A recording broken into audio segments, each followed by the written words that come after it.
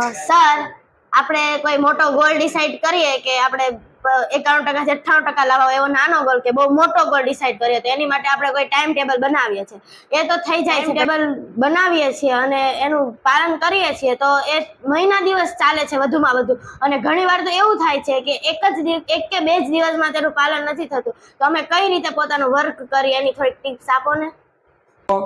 તમારો પ્રશ્ન એવી રીતનો છે કે તમે ટાઈમ ટેબલ બનાવો છો પણ એ ટાઈમ ટેબલ તમારાથી ફોલો થતું નથી.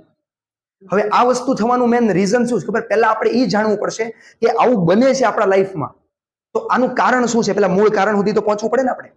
આવું થવા પાછળનું કારણ તો સૌથી પહેલા હું તમને એક એક્ઝામ્પલ આપું.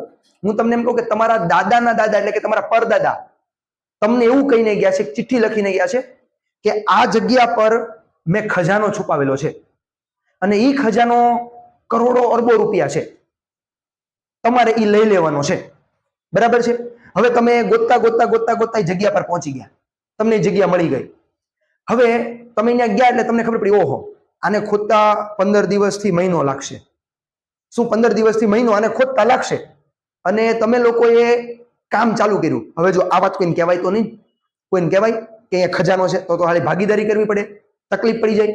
એટલે કોઈને કહેવાય નહીં, આપણે જાતે જ કામ કરવું પડે. કેમ કે ખજાનો 100% આપણને જોતો છે ને, તો આપણે કામ કરવું પડે. તો આપણે ખોદવાનું ચાલુ કર્યું. 15 દિવસ હશે કે મહિનો હશે, તમે એકવાર વિચારો, તમે 15 દિવસ હોય કે મહિનો તમે પોતે ખોદશો ને? ખોદશો ને? 100% ખોદે સર, બધા જ ખોદે. કેમ ખબર છે? કેમ કે તમને ખબર છે કે 15 દિવસ કે એક મહિના પછી આમાંથી 100% તમને સોનું, ઘરેણાઓ, ઝવેરાતો અને ખજાનો મળવાનો છે. તમે જ્યારે પરીક્ષાની તૈયારી કરો છો ને ત્યારે તમને એવું નથી ખબર કે હું 100% પાસ થઈશ, હું 100% A1 ગ્રેડ લાવીશ, હું 100% આ એક્ઝામને ક્લિયર કરીશ. તમે એવું નથી જાણતા. એ કોમ્પિટિશન છે, એક રેસ છે.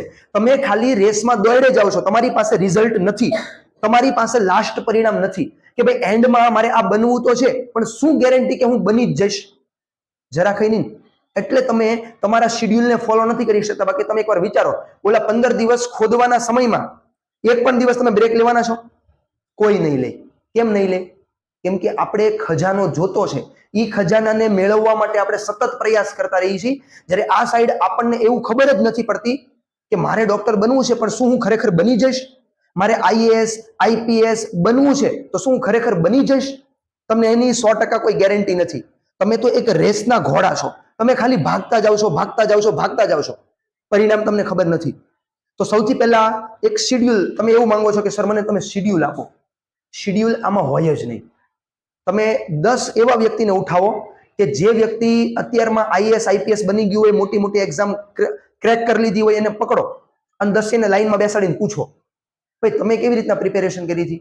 તમે કેવી રીતના પ્રિપેરેશન કરી હતી? તમે કેવી રીતના પ્રિપેરેશન કરી હતી? પૂછો એકવાર. તમને બધાનું શેડ્યુલ અલગ અલગ મળશે ને. તમારું શેડ્યુલ, તમારા બોડી કેવી રીતના વર્ક કરે છે, કયા સમયમાં તમે વાંચવા માટે કમ્ફર્ટેબલ છો, કયા સમયમાં વાંચેલું યાદ રહે છે, એ વસ્તુ ઉપરથી ને તમારે તમારું શેડ્યુલ બનાવવાનું હોય. હું તમને શેડ્યુલ આપું અને તમે ફોલો કરો, એ વસ્તુ ખોટી છે. કેમ કે અહીંયા બધાની કેપેસિટી અલગ અલગ છે, બધાની કેપેબિલિટી અલગ અલગ છે.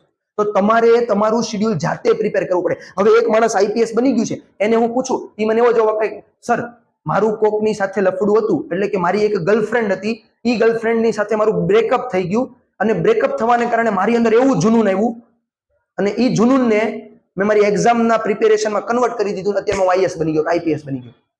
એની પાસે એની સ્ટોરી છે.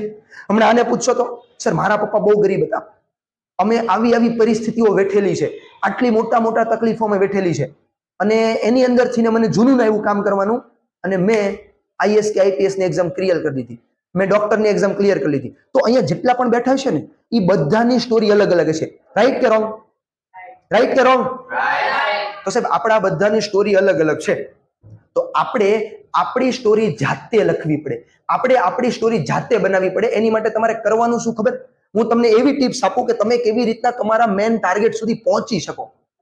બરાબર છે? સૌથી પહેલા હું તમને અમુક ટિપ્સ આપું કે તમે તમારું શેડ્યુલ કેવી રીતના બનાવી શકો.